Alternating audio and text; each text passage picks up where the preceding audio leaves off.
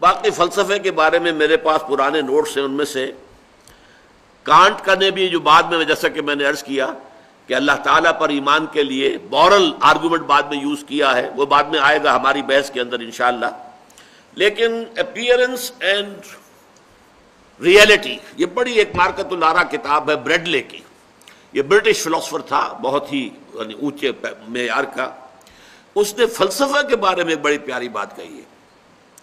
Philosophy is the name of finding bad reasons for what we believe on instincts.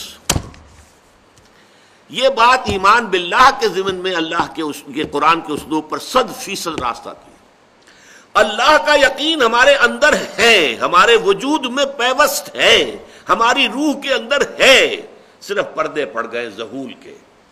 ہم چونکہ بہت، جس کو اقبال نے کہا ہے کہ کافر کی یہ پہچان کے آفاق میں گم ہے اور مومن کی یہ پہچان کے گم اس میں ہے آفاق.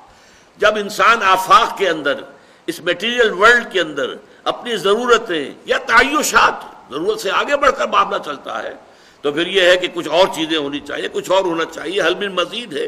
یہ جو جوڑ الارض ہے یہ ختم نہیں ہوتی. الہاکم التکاثر حتی زرتم المقابر. یہ زیادہ سے زیادہ حاصل کر لینے کی جو تمہاری طلب ہے یہ ختم نہیں ہوتی، تمہیں غافل کیے رکھتی ہے یہاں تک کہ تم قبروں تک جا پہنچتے ہو. آپ دیکھتے ہیں بڑے میاں جو ہے وہ صاف نظر آ رہا ہے کہ قبر میں پاؤں لٹکائے بیٹھے ہوئے ہیں، لیکن ہوس ختم نہیں ہوتی، لالچ ختم نہیں ہوتا. اس کے بعد بھی حالانکہ یہ معلوم ہو کہ 10 پشتوں تک کے کھانے کے لیے سامان موجود ہے بڑے میاں کے پاس، لیکن پھر بھی اس کے اندر مزید لالچ، حل بن مزید، اس کی بات ختم نہیں ہوتی. لہذا جو لوگ اس میں گم رہیں گے انہیں تو ظاہر بات ہے کہ اللہ تعالیٰ کا خیال نہیں آئے گا، اور آپ کسی دلیل سے اللہ منوا نہیں سکیں گے ان سے. البتہ ایک ہے ماننا صرف تقلیدی انداز میں، ہم مسلمان ہیں، ہم مانتے ہیں اللہ کو، یہ اور بات ہے. ایک یہ کہ آپ دل سے مانتے ہوں، یقین کے ساتھ مانتے ہوں، آپ کے دل میں اس پر یقین قائم ہو چکا ہو، یہ بالکل شے دیگر ہے. ایک ہے وراثتی ایمان، موروثی ایمان. ہمارا ایک ریشیل کریڈ ہے، ہم مسلمان پیدا ہوئے، اللہ، رسول، آخرت، جنت، دوزخ، یہ نام ہم نے بچپن سے سیکھ لیے، اور وہ چونکہ اب ہم مسلمان ہیں تو ہم ان باتوں کو مانتے ہیں. یہ بالکل اور شے ہے، یہ ڈوگما ہے، یہ تو ہمارے عقائد ہیں. ایمان جسے کہتے ہیں کہ اللہ کی ہستی پر ایمان، اور جس کا سب سے بڑا مظہر کیا ہوگا، میں نے ابھی جو آپ کو سورہ بقرہ کی 20ویں رکوع کی آیت سنائی ہے، پہلی آیت، اگلی آیت میں کیا ہے؟ والذین آمنوا اشد حبا للہ.